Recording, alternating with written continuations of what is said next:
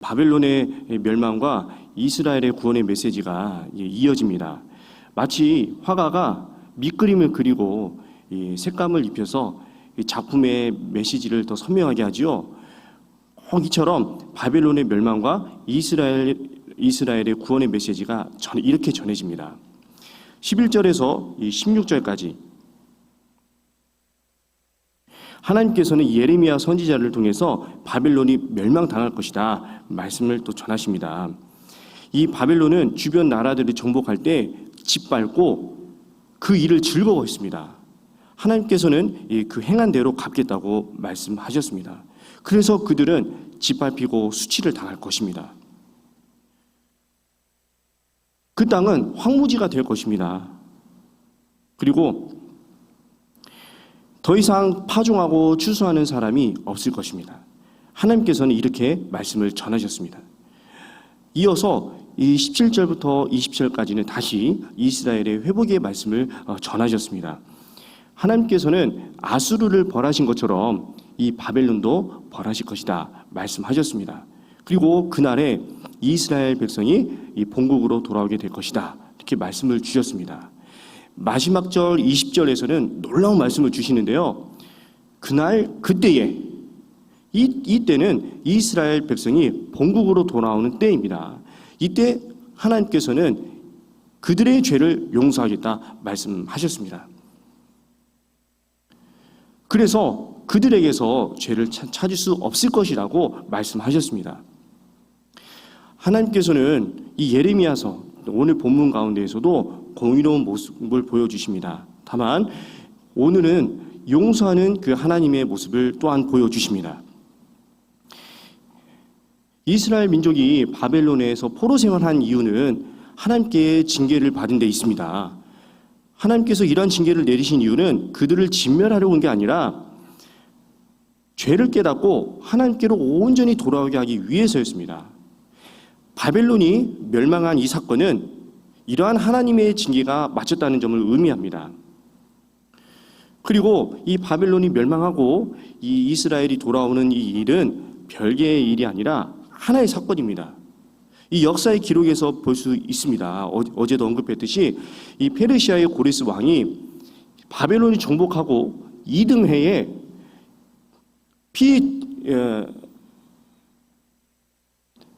비정복 국가죠. 그 정복한 이 모든 나라들을 이 나라에게 그 귀한 명령을 내립니다.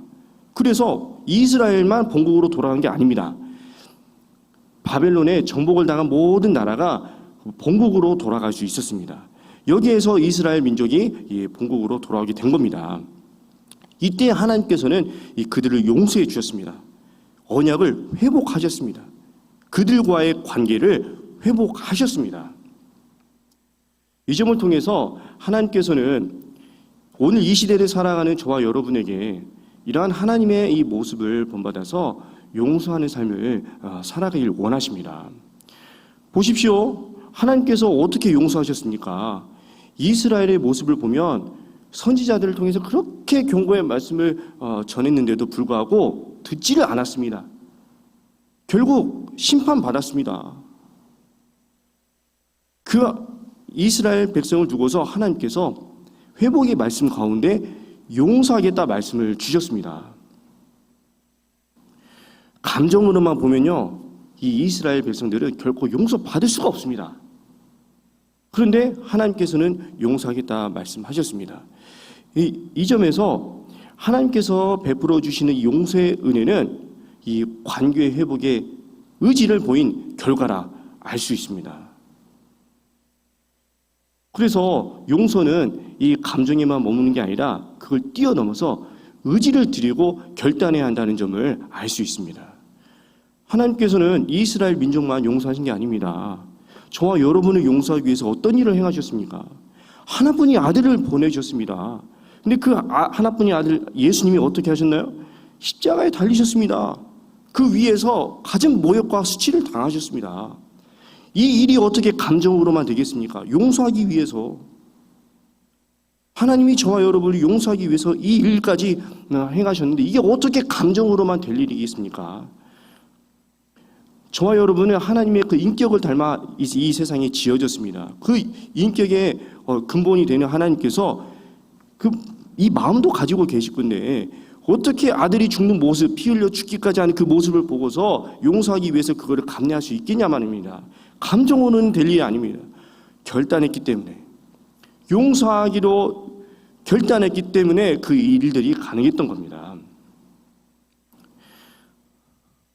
이 시대에 예수님을 믿어서 이러한 용서의 은혜를 받은 저와 여러분은